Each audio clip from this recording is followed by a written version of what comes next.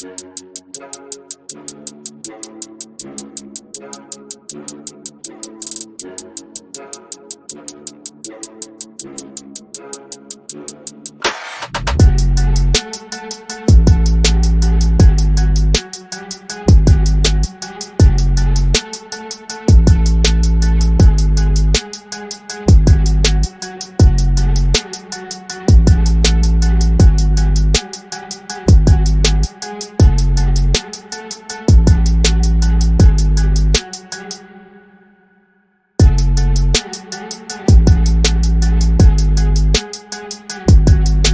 an intro for our speakers today. So welcome to our second annual Hatching Opportunities Exec Job Search event.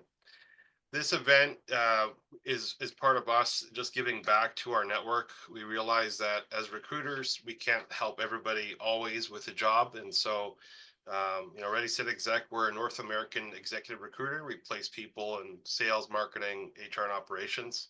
And part of these monthly events is to support you on your job search. So whether or not we can help you with a job, at least we can give you some tools to go out into the marketplace and find some work. So we have three great speakers today on our panel. First speaker, Lauren Lefkowitz. She's an executive coach and fractional chief human resources officer. As an executive coach, Lauren partners with corporate leaders to support them as they escape the trap of being fine and break the work, sleep, repeat cycle. Lauren works with individuals and leadership teams to overcome burnout, create healthy boundaries, improve workplace environments, and find joy in their work.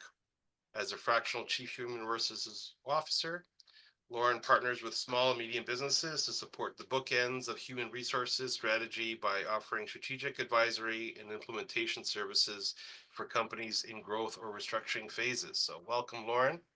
Our second speaker, Virginia Franco, is a founder of Virginia Franco Resumes, a 5-time certified executive career storyteller with over 17 years of experience helping professionals craft compelling, strategically branded, and keyword-rich resumes and LinkedIn profiles. One of fewer of 60 writers globally to hold the prestigious NCRW and NCOPE certifications. She's also among an elite group of 25 professionals to earn a Master Resume Writer designation from Career Thought Leaders.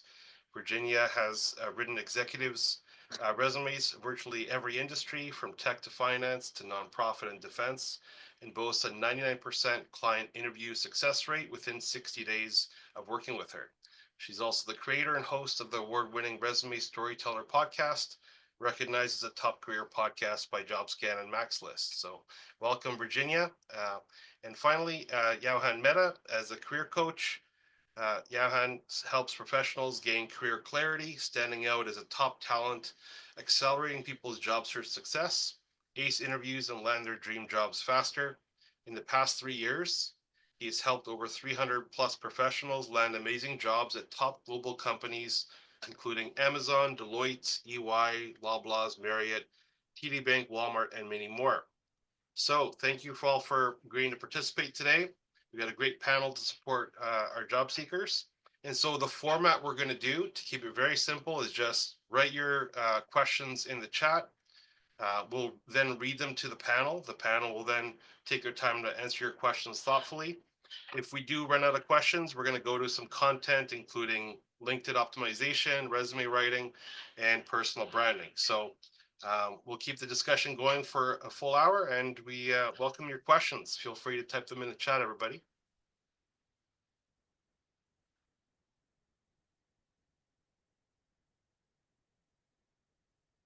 I think we do have a bit of a lag here, so trying to keep up with everything that's going on.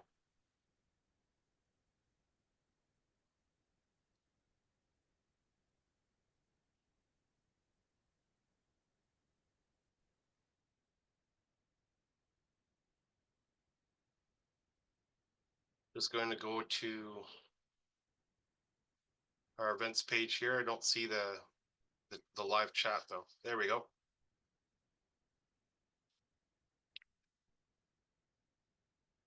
So if you're live streaming our event in the chat window, please type in any Q&A you have for our team for a question and response.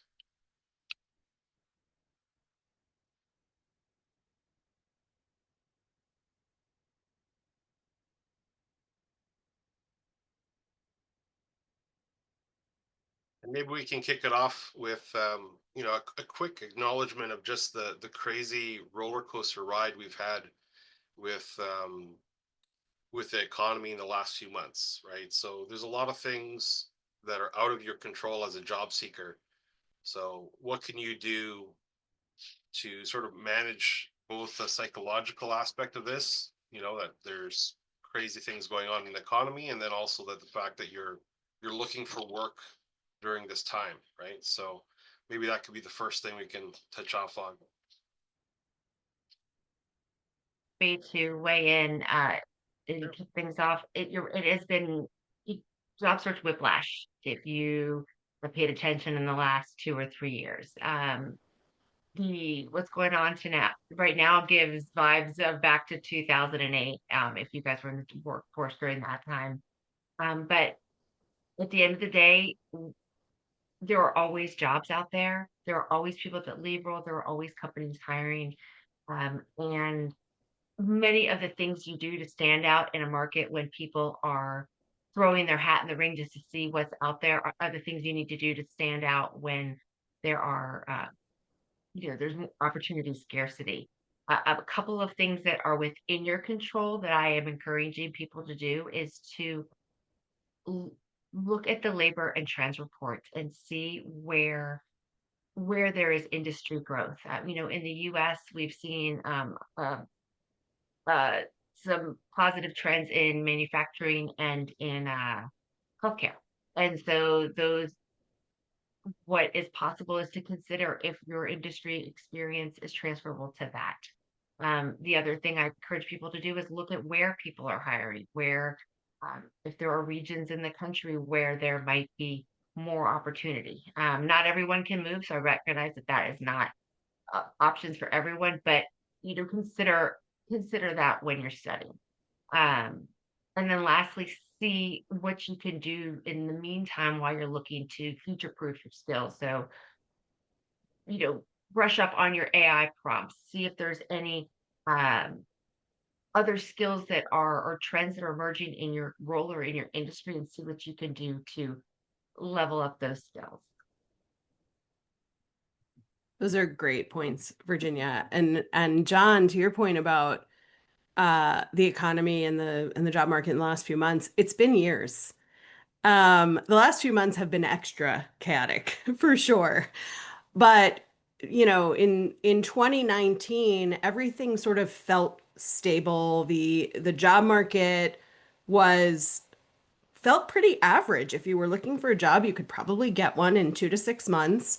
If you were asking for a raise, you could probably convince your company to look at their budget and see what they could do for you. And then 2020 hit and everybody just held on really tightly. And then there were some layoffs, and then there was, we can all work from home forever. Let's hire people back. And we had a little bit of a boom. Now we're in this return to office phase and layoffs left and right, including the federal government, which sort of sets a tone that there's an environment of scarcity.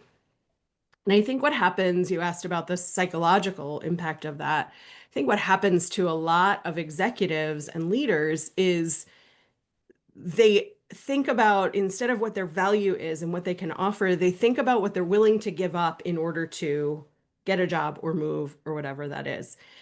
And in a world where we've had consistent layoffs, and some people over this last 4 or 5 years of chaos have been laid off multiple times, we're then taking jobs that are a level lower and a level lower and $10,000 lower and lower. And we lose sight of all of the value that we bring.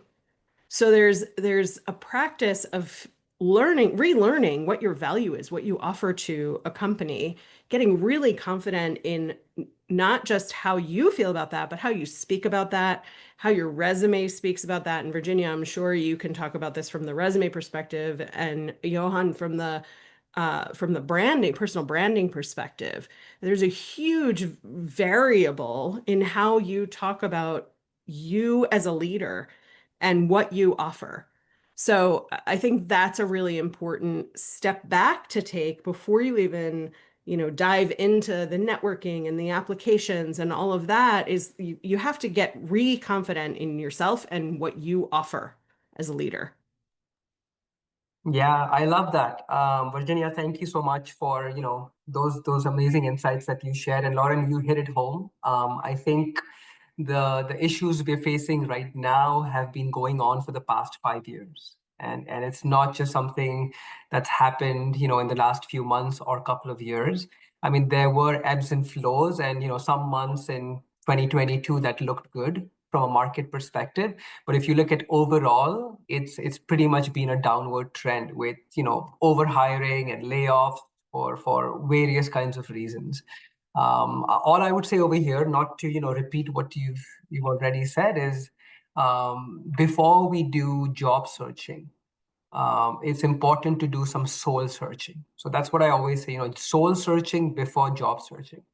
And to Lauren's point, you really want to be clear on what's the next best career path for you, right? Not just in terms of your profession, but also in terms of your values, in terms of what's important for you, your lifestyle, your family, right? Because things are very, very different than what they used to be, pre-COVID, right? So it's important for us to really assess what's best for us. And then once you've had that figured out, right, and then you go about your job search in a very different way than what you might be used to pre-pandemic, right? Where, applications and a little bit of networking could possibly land you something in a couple of months. Those strategies don't work anymore, right? For various reasons, including stiff competition. So once you start job searching, get the basics right, which is your resume, your presence, your online profile, and all of this. But then think about, what can I do differently, to Virginia's point, to really stand out in the competition, which now includes thousands of people trying to pursue the same role, as opposed to maybe a couple of hundred few years ago. Johan, that I love that soul searching piece, because getting clear on what you're good at, that you also like to do, that will meet your deal breakers, whatever those are, allows you to, it informs how you speak about yourself, who you reach out to, how you write about yourself, and it allows you to make compromises with things, but not those deal breakers. And then you're coming from it from a point of empowerment, which can get lost when, to Lauren's point, you've been slapped across the face with multiple layoffs and the headlines and all of that. I'm sure we've all had the experience of clients or potential clients coming to us with a resume that they've paid someone to write for them, and it's a good resume, and they don't believe it. Right. And Virginia, I bet you run into that pretty often, right? Like you're talking to clients about what they do, and they say, oh, well, I helped launch this. And when you really dig into it, because you know how to do that, you realize they launched it. That And confidence level is right. Mhm. Yeah. So that confidence level starts to disappear. And if you don't know who you are, and if you don't recognize your own value and what you're able to offer, you're not going to believe a really good resume that's written for you. So you can work with an amazing resume writer like Virginia and get on paper with encouragement and with being asked the right questions what you've actually done. But if you then walk into an interview with that resume and you're using the language of like, oh, I helped with this, I assisted with that, it was a team effort, which is okay to acknowledge if it's really a team effort. But if you're leading it, you get to take credit for leading it. You're going to have a disconnect between what you have put down on paper, what you're putting down on your applications, what you're telling people you can offer and what your value is, and what you actually believe. And what you actually believe is going to come across. So when you're doing your personal brand value creation with someone like Yauhan, it's you have to learn to believe it. And if you're not getting that as you're preparing your materials, then there's more back end work to do to learn more about who you are, how you add value, and really learning to believe it. I agree. Yeah, that it's essential for that confidence. I know that, and I imagine you guys do as well. I do work with people that are really concerned about age discrimination and the bias that was, it happens with everyone who's in the older generation. Right now, that's the older Gen Xers. The bias is that they think they know everything, that they don't play well with others, that they're slow to adapt, all of that. And so what's interesting is when I'm writing for someone that is in that age bracket, I want to make sure they're confident and hopefully them telling me their stories and me reflecting those on paper is helps with that. But I will pepper in language like collaborated and partnered together with directing, leading, helm, steered, all of that. That leadership and strategic language because I want to help mitigate that bias wherever I can. And just to about a bias, because age discrimination is probably the one thing as recruiters we see the most often as blatant in the process when we're working with clients. I mean, it's definitely of all the isms out there, like that's something that we see often and it's real and it happens. Um, is there anything you're doing from the resume perspective to either hide age or work around it, in terms of how you're presenting candidates?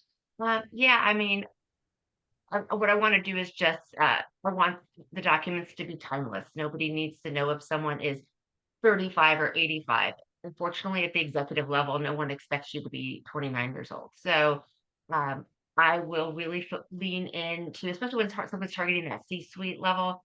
I'm okay going 15, 18 years back in terms of giving a lot of detail, but then I will create an earlier experience section where I remove the dates for the human to see, and I'll synopsize the pieces of that role that are relevant to today's target.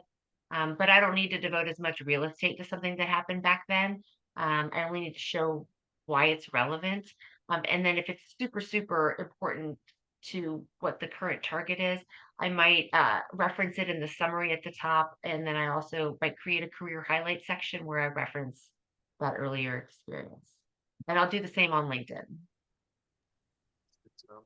And we're talking about sort of the whole psychological thing of confidence, and I know that was brought up a little bit by both of you.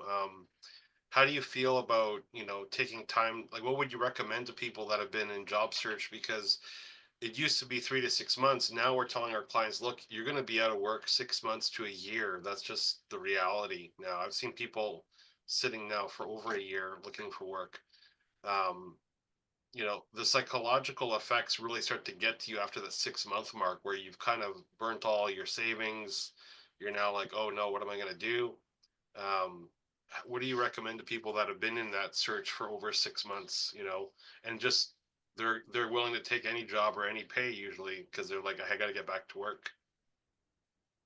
Yeah, I can I can kick us off over here. So what I recommend, John, is being realistic and having an honest and open conversation with yourself and with your loved ones, right? So every person's situation is very different. For some people, there is no way that they can be unemployed for anything beyond a couple of months, right? Versus some of us, may have that luxury of picking and choosing roles at a similar level or even leveling up, right? So, there's a bit of a reality check that needs to happen before you start job searching. The other thing, especially if you've been laid off, and I know I've gone through this experience twice myself, so I know how that feels. I would say, take care of yourself first. Take some time, whether that's a few days, a few weeks, to really get over and process your emotions, your thoughts, and all of this. Because if you don't have the right mindset, everything else starts falling apart, right? Your confidence, your self-esteem, the way you think, And then that reflects in, the way you write your resume, the way you show up to networking conversations, right? So mindset is super important before anything else, and then being realistic on what that next step looks like, and having some buffer room, because on average right now it's taking folks 9 to 10 months, at least over here in Canada, right? Before it was about 5 to 6, now 3 additional months on top of that with everything that's happening. Yeah, I think such great points. I think that it's okay to do what you need to do. So yes, absolutely take care of yourself first. Sometimes my clients will come to me and say, like, I applied for 28 jobs this week, and I think I did 50 hours of work. That's too much. You have to find some balance, right? It could be better for you to do 10 quality applications, conversations with executive recruiters, coaching sessions, all that stuff, then to like buckle down and apply for 50 jobs, 40 of which you don't want at all. It's also okay if money has to be the priority. We have, Maslow's hierarchy of psychological being has a bottom line, a baseline. If you don't know it, it's Maslow, MASLOW. You can Google it and you can see that triangle.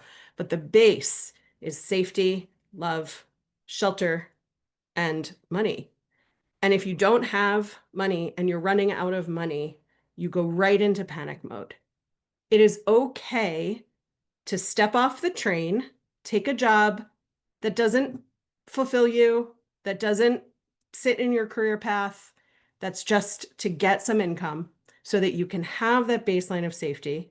You don't even have to put it on your resume, and you can keep job searching while you do that. But if that's what you need in order to feel safe enough so that you can continue your search, I think the mistake that people make is they take that step off the train and then they stay there and they think that's their value, that's their worth.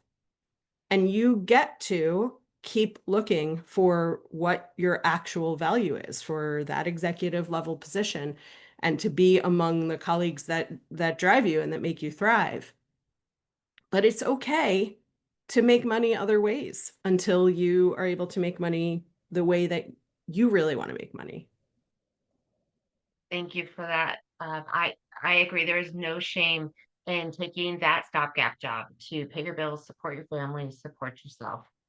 And if the time goes on and it makes sense to weave it into your resume, there is a way to do that. It's okay to spell out that you were laid off as part of a large scale downsizing, and to keep your nest egg going, you took that job, and the majority of people will respect that. The other piece that I have seen be very helpful is to consider lending your time and talent on a volunteer basis. Not only does that give back to others, but it reinforces that you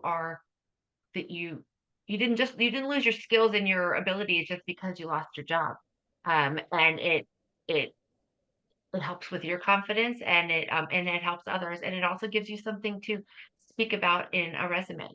If you lent your skills, it doesn't matter if you did it for free or not. It's something that we can include, and it keeps your skills sharp to root. Nice. And one sort of question here from I guess the audience, they're talking about having a gap in their CV for a year. How do you approach that on your resume writing? Like how would someone, if they had to either take care of a loved one, they had mat leave, they had a psychological issue, they had to take some time off work, stress leave, whatever. A lot of people are taking stress leave now. How do you put that gap in your employment on your LinkedIn or resume, or even, caregiving, right? Where Right. you're not working technically, but Yeah. So on the resume, I'm a fan of being as transparent as possible. That doesn't mean that you need to, tell your life story. But if you lost your job because of layoff, make sure that you just indicate that it was part of a larger scale thing and not performance. If it was to take care of someone, indicate that you had to step away for that. If depending on your target, sometimes there's a way to weave in what you did during that time to show that you gained new insights or sharpened new skills. But again, that depends on your role. With LinkedIn, I do a couple of different options. If your LinkedIn seemingly dings people in search, and John, if things have changed, let me know. But my understanding is LinkedIn search will show someone you show up higher in search when you appear currently employed than if you have an end date. And so what I will do is, if it's just been a couple months, I don't change anything. I just make them appear as current. If it is, uh, 6-ish months longer, then what I often will do is I will list the end date in the job title. That way you're being transparent to the reader, but the end date, the algorithm doesn't pick up on the end date. And if it's been a year plus, I will create a job entry that lists them as a HR executive candidate or a CMO candidate, and then I'll speak to what they've been doing during that break. But I'd love to hear your thoughts as a recruiter, or Lauren, when you were an HR executive, if some of those strategies work better than others on the LinkedIn front, especially.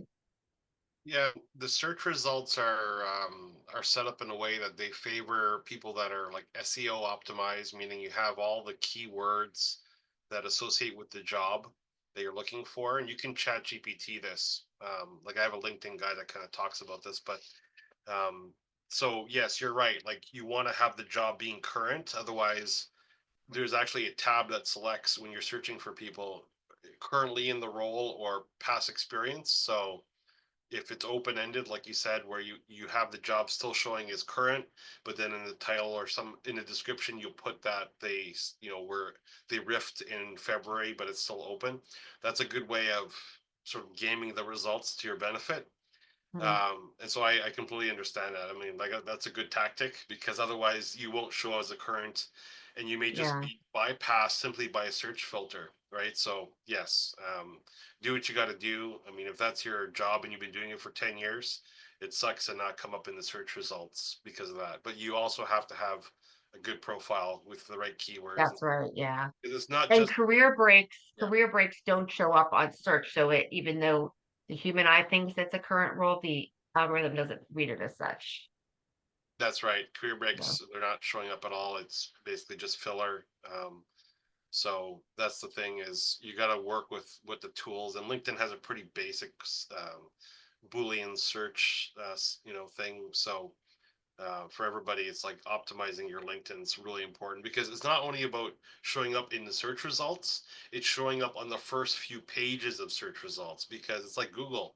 You Google something and there's 100 pages of results. Like a recruiter is not going to look past, like, I don't know, page 3, the average recruiter, right? If they're doing an exhaustive search, they'll take their time and go through page after page, but I'd say the average recruiter is not doing that. And so you can get completely bypassed because you're not in the search results for the search they're doing, right? So it's definitely a strategy we try to talk to them about.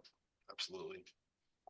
A couple of pieces on that. I think this speaks a little, Virginia, to what you were saying earlier about doing volunteer work.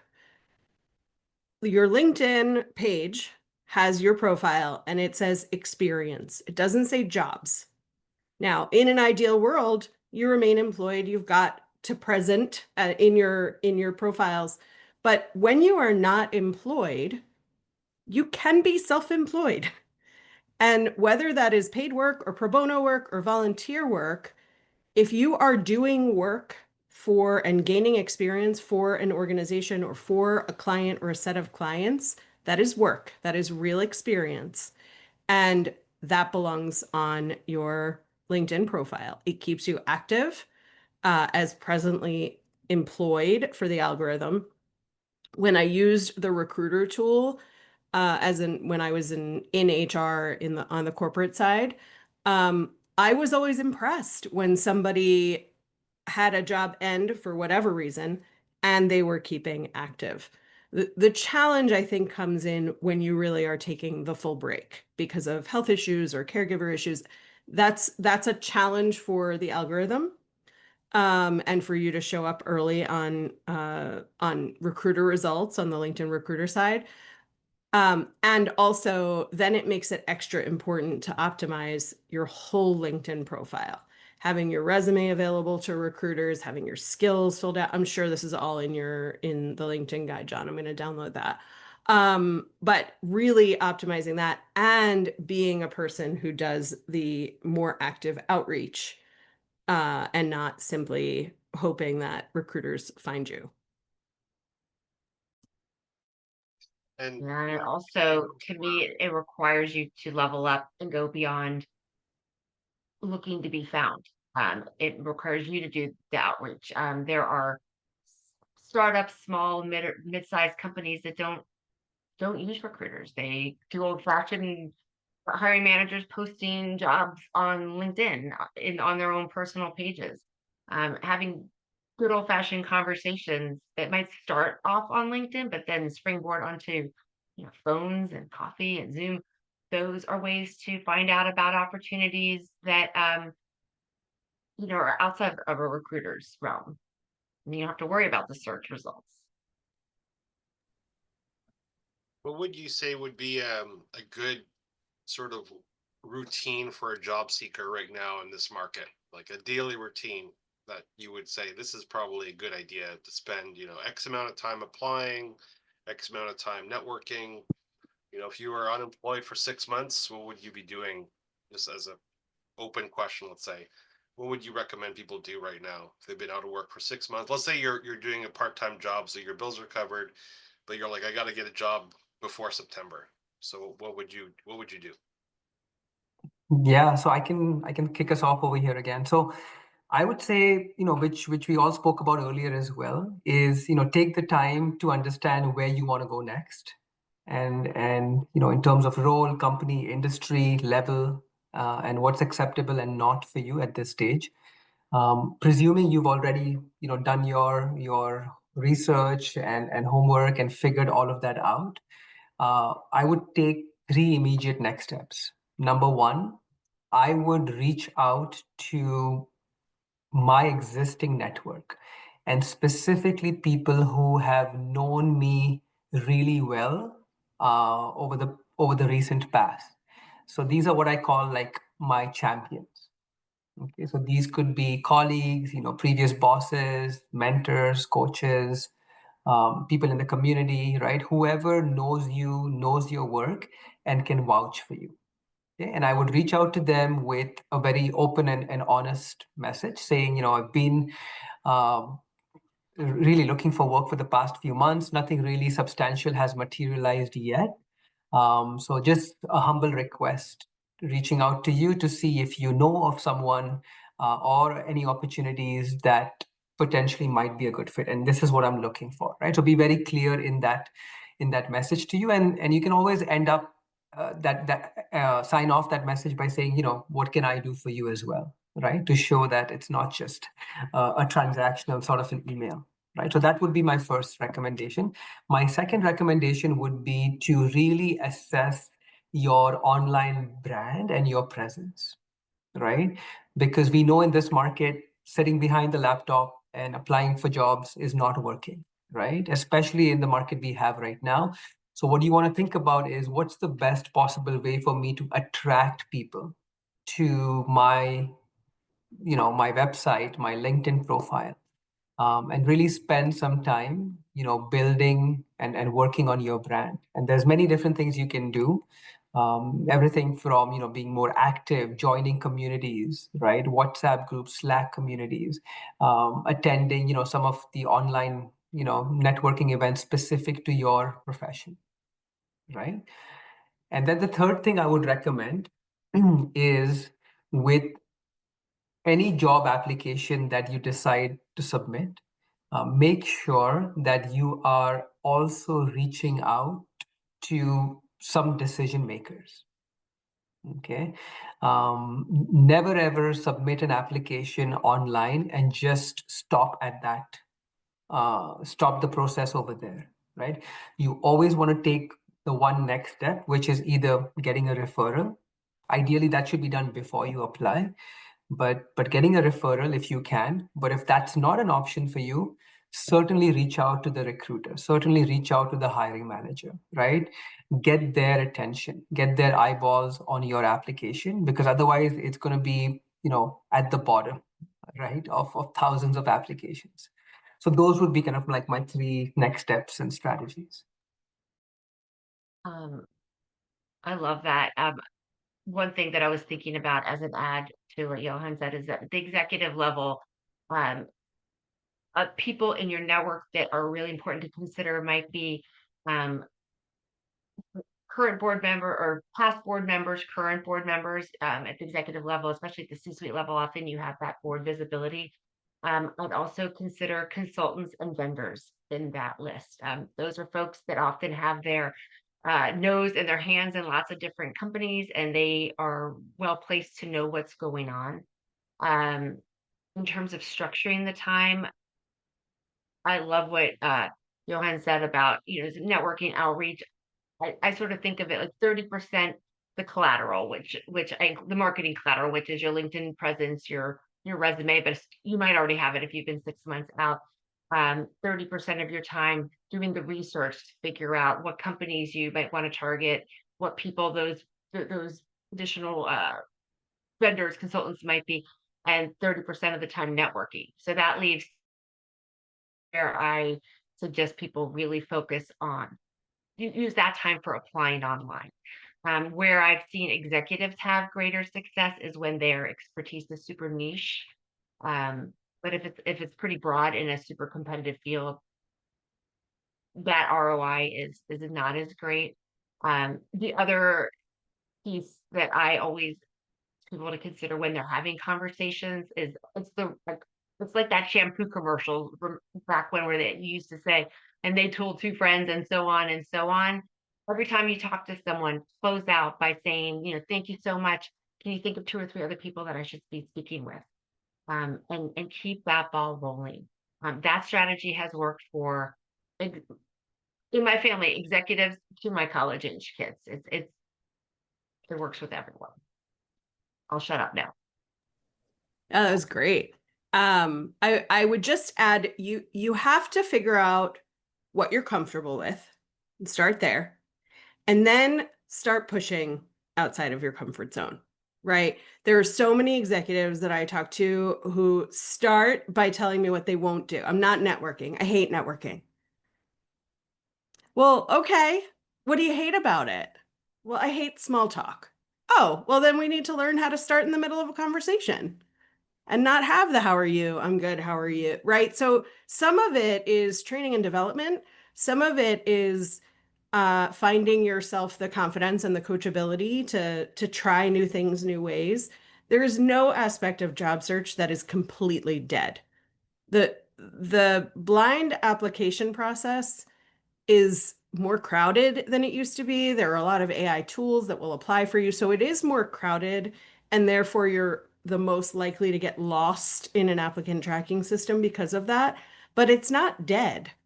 Recruiters are still taking blind applications and calling people, especially the recruiters who are so bogged down by so many job orders that all they have time for is to look through the ATS. They don't have time to do the active recruiting, or they don't have budget to work with an external recruiter. And so they are relying on those application processes. So don't discount anything. And you do have to find time in your day that is not focused on the job search. If you don't take breaks, you will absolutely burn right out. And when I say take breaks, it's not just the physical work of getting all of your stuff in order, deciding how much of your time you're going to do this and that activity. It's also learning how to shut off the job search when you're not job searching.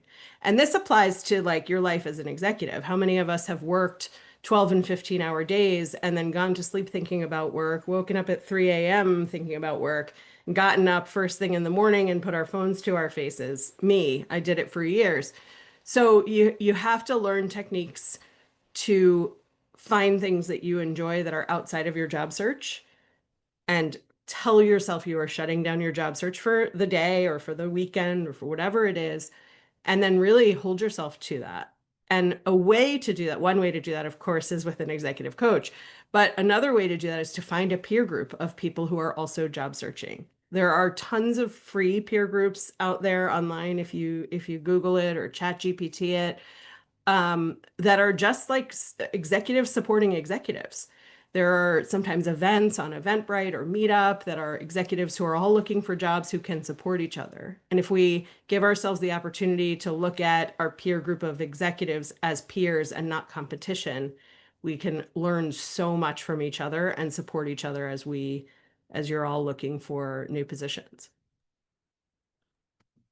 Yeah, there's That's definitely a lot of wonderful.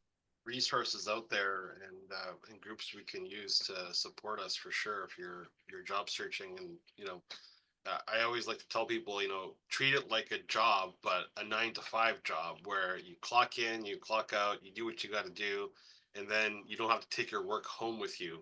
Like you're done applying for the day, you did your X amount of applications, X amount of reach outs. And one of the things I always mention to them as well is like the ROI is different depending on what activity you're doing. The worst ROI right now for sure is the blind application. That's the worst because you get 200 applications, you get 1 response or whatever it may be. It's pretty low in general now because of the spam, just the email, the application spam, the AI spam. And then the highest ROI still and always will be is the referral, the warm intro to the hiring manager from someone in the company or someone that that's associated, right? And so putting your time, I guess, between the activities to get yourself that job is all important. I had a question for you, and I think this probably is good for Lauren.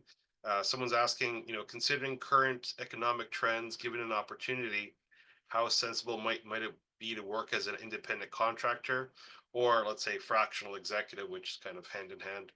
And you also work as a fractional CHRO, right? So, what would you say to Danashri, who's asking that? It's okay as a stopgap if you want to be in a full-time corporate job. If you're choosing to be a fractional person or consultant or a freelancer, which are all sort of used interchangeably these days, then you really want to be choosing it because it's a hard life to choose, right? Like any life that you choose that is entrepreneurial and you have to go after the work and then you have to do that repeatedly, it's not a good substitute for a full-time job.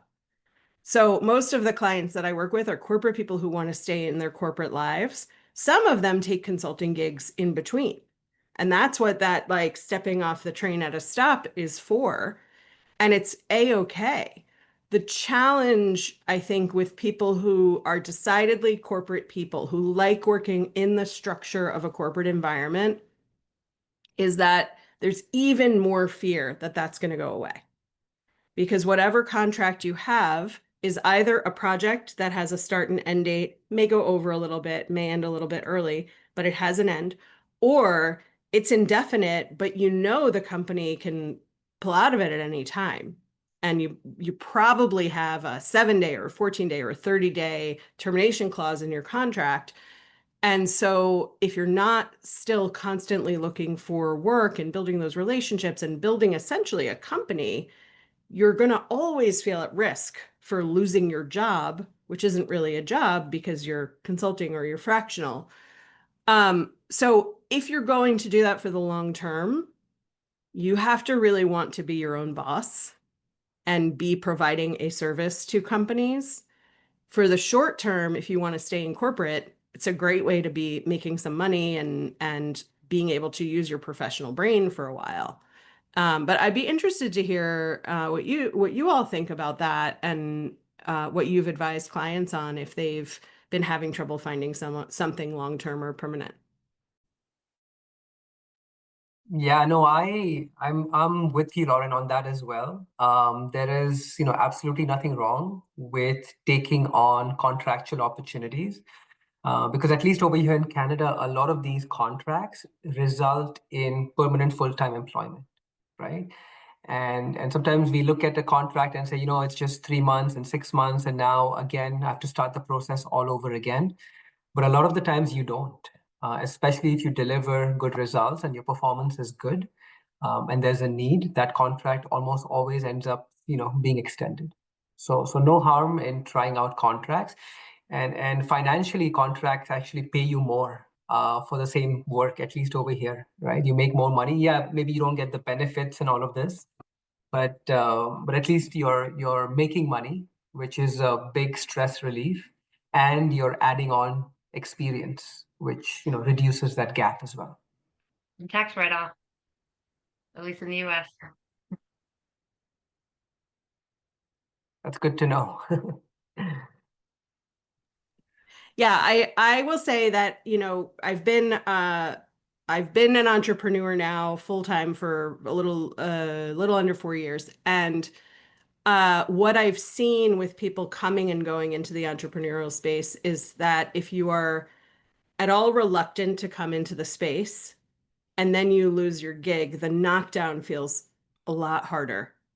And the feeling of desperation to get back into what feels like the security, although I don't know if it does in this environment, but that feels like the security of having the full-time corporate structure surrounding you, feels like more important and more of a stretch because now you've been out of the corporate environment for a little while. I know that my experience when I was recruiting in my corporate HR roles was that a lot of hiring managers would see someone who went out on their own and then wanted to come back into the corporate environment after 3, 4, 5 years. And the feedback that the hiring managers would give was more along the lines of, well, they started their own business and failed, so they're coming back here as a default. I don't want to hire somebody who, who doesn't really want to be here, but they're defaulting to this. Some of that, I think, and Virginia, I think you can speak to this, is about the language you use on wanting to return to a corporate environment. And I've had clients do that successfully as well. But it can be really demoralizing to try to start something that you don't even really want to try to start, and then have to explain in an interview or on your resume why you now want to return to the corporate environment. Yeah, I've definitely seen that. To me, it boils down to what your deal breakers are.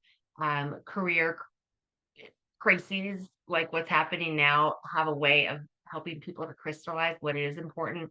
I started my business as an accidental entrepreneur in 2008 when the bottom fell out, and my deal breaker was I had 4 kids and any salary I made was going to get eaten alive with childcare. So I had to figure out something remote when remote work really wasn't a thing. And so that was my guiding deal breaker, and it informed everything. And so, being clear on that can help you navigate if this is for you or if it's not. And you're right, the language that you choose when you test out the waters and then say, you know what, this isn't for me, is important. What I have found is that if you target a corporate culture where an entrepreneurial spirit is welcome and respected, then you can say, I jumped at the chance to test the entrepreneurial waters. And I learned a lot. There's so many things that you learn when you wear multiple hats that are really important in corporate world. So it's a what you pick and choose based on the story and what you're targeting. Yeah, I'd say also startups really appreciate that entrepreneurial or, the hustle culture. They love that.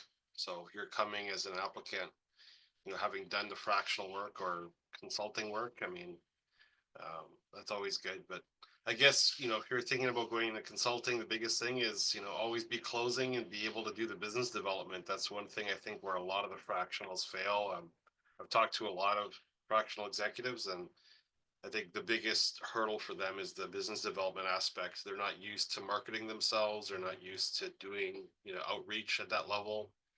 So it's a big transition. And if you're not comfortable in sales, I'd say probably not a good idea, unless you can partner with someone that's giving you leads, or, some of these organizations will do, there's actually groups of fractionals, right? Where they'll do the business development for you, and then you give them a percentage for the contracts they give you. Some, for example, Chief Outsiders, I think they do a lot of business development for their fractional team and They're so on. great. So you may want to think about that if you're going into like a I- fractional route. I think that struggle with selling yourself is why so many people hate job search. Even people that are in sales, they're used to selling their product, not themselves. And it's not intuitive. We weren't taught it in school. And so it sucks your soul. It can demoralize you. And there's no shame in getting help and joining groups and getting that support to level up that skill and be part of a group, with that mentality that a rising tide lifts all. Because it's hard. And it requires you to sell yourself and treat job search like a marketing campaign or a sales campaign. What are some quick tips we can round out here, as far as, we talked about the job search strategy and so on, but in terms of marketing, what do you think is sort of the three most important things for a candidate to be doing when they're, because you hear personal brand all the time, but what does that really mean in terms of an executive doing a job search? What is personal brand? Not everybody's a LinkedIn influencer, right? So, and not everyone wants to be. So. Yeah, that's that's a great question, John. And I've been talking and posting about personal branding for a couple of years now. And the one thing I've realized is people don't really understand what your personal professional brand, the whole concept around personal branding is very misconstrued, and there is people with all kinds of opinions on it. To me, it's very simple, right? Personal brand is essentially what people know of you and speak of you in your absence, right?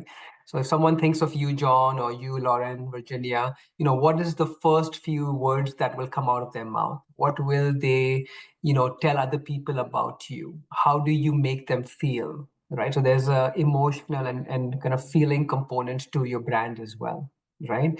So before you think about, how do I really establish my brand? It's very important to what a professional brand is. And this is basically also a combination of your skills, your strength, the value that you have to offer, your passion, and what is it that next is in line for you. So it's a combination of many different things. And there are amazing platforms like LinkedIn that allow you to share your expertise, right? To share your knowledge at no cost. And it's become so easy now to really put yourself out there and share with people, who you are, what you stand for, what your passions are, and how can you add value, how can you make an impact if given the opportunity. So yeah, it's something that a lot of people talk about, but from what I've seen, a lot of people don't know what it truly is. But I know we don't have too much time now, but if anybody wants more on how do I really set up a brand for myself in the shortest possible time, feel free to reach out. And Yeah. sort of the dark side of personal branding too is that everything we put up on the internet is there forever, right? And that's something we've seen with like social media screens. So part of interview processes now is, they're looking at your LinkedIn, they're looking at your socials, they're looking at your Facebook, your Instagram as part of the interview process, and they're seeing things that you're posting. So it's almost like we have to be aware of things we posted, because it'll come back to haunt you if you're, getting a little crazy online. And what do you recommend to your clients as far as, social media scrubbing or doing things to clean up their profile? Because it has real world implications now for job search, right? Yeah, I would just chime in over here quickly, and then we can let the lady speak as well. I would say, John, I don't look at it as something that's negative, right? I actually look at it as a positive, because now you have so many opportunities on so many different platforms to put yourself out there. And a lot of these platforms you don't have to pay for, right? All you have to do is have an open mind and then be strategic in terms of what you want to post where, right? And essentially you can market yourself, so much easily and so effectively with social media now. Of course, you want to be careful about what you put out there, but then also you want to be careful about how you engage with what other people put out there, right? So I know a lot of recruiters not only come to your profile and see what you've got, but they would go into your activity section, for example, on LinkedIn, to see, what are you engaging with? What are your recent comments? What are you liking, right? And if it's anything too political or anything that's, not aligned with your brand, that may go against you, right? So you want to be careful, especially on platforms like LinkedIn, not just what you post, but who you follow and how you comment.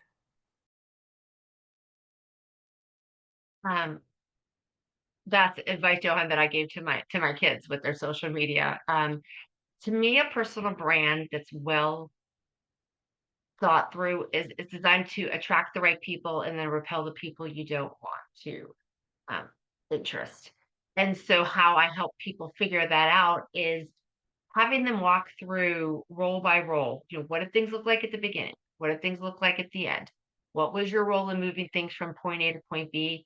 And then why did that matter? How did it benefit the company, the customers, the clients? And so that helps people to identify common themes.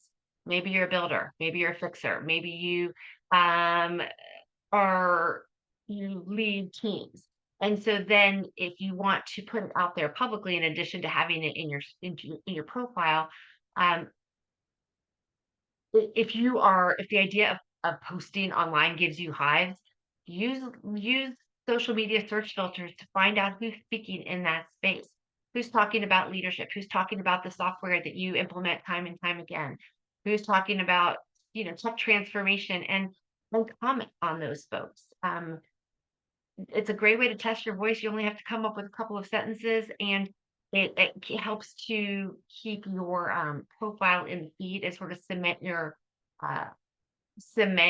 that you can do what you say you can do and that you are an authority on it.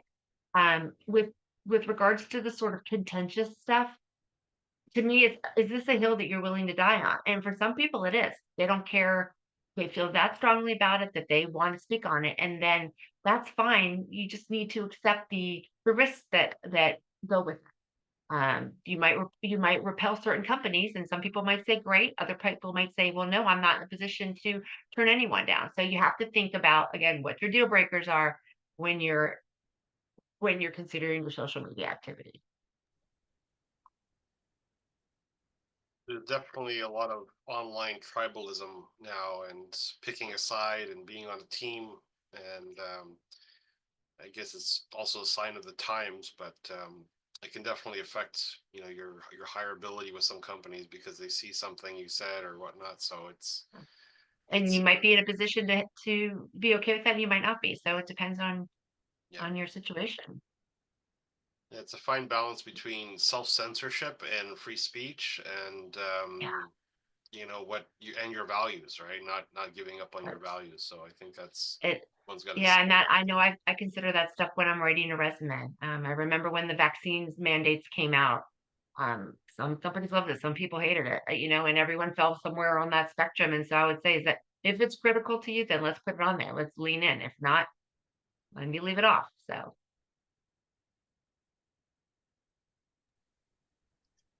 All right. Any final tips or tricks you want to share with our audience before we wind down for the day? Yeah, I'll share just a couple of little tools that you can use, which I think speak to some of the things Yauhan said about brand, about creating your brand and understanding who you are. One thing you can do is don't go to your mother for this, because she's just going to say like, oh, you're my little pumpkin and I love you so much. But if you go to your friends or your colleagues or former colleagues and ask them, when you think about me, what comes to mind? Just simple. Don't give them any guidance. Don't say in the workplace. And people know who you are, even when you try to mask yourself here and be the professional version of you or the personal version of you. Your true self shows. And you'll learn a lot about who you are when you ask other people who you are. Another little tool that you can use for yourself is sit with a friend, press record on something, Zoom or somewhere else, and have your friend ask you who you are as a professional, and then dig.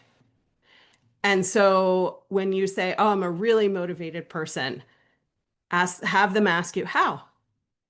What do you do?" That makes it show that you're a motivated person. I love making an impact. What kind of impact? Just have them dig down. And then you have the story of who you are. And Virginia, you can probably speak so much more specifically to this. But you start to learn the story of who you are, and then you can develop from that how you want to show yourself as a professional. Yeah, those are great points, Lauren. I know we're a little over time. I want to be respectful of people's time. I'll just go quickly, 30 seconds. Going back to what we kicked off the conversation with, right? There are things in our control and things that aren't. And in this market, a lot of things are beyond our control, right? So I would say focus on things within your control, which is, strategically applying to jobs where you see yourself, you see yourself hiring yourself. Strategically network with people who can impact your career, right? Reach out to people who can support you, right? And post things that show your credibility and your expertise, because you never know who's going to look at that, right?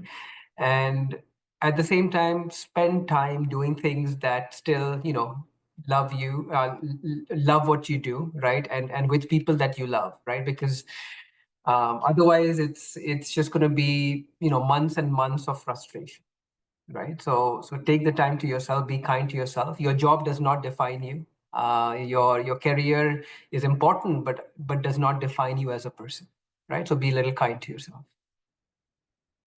Well said. Beautiful. Any last thoughts, Virginia? No, I love what they both had to say. I feel like I've talked enough. Thank you for letting me weigh in. All right. Well, I'd like to thank everyone for participating today and our audience for joining in. We're going to have a recording of this. We're going to post on YouTube in the next week, and we'll look forward to our next events where we can support you in your job search. Thanks again, Virginia, Lauren, and Yauhan for today. Thank you so Thank you. much. Everyone. All right. Have a good one. Thank you.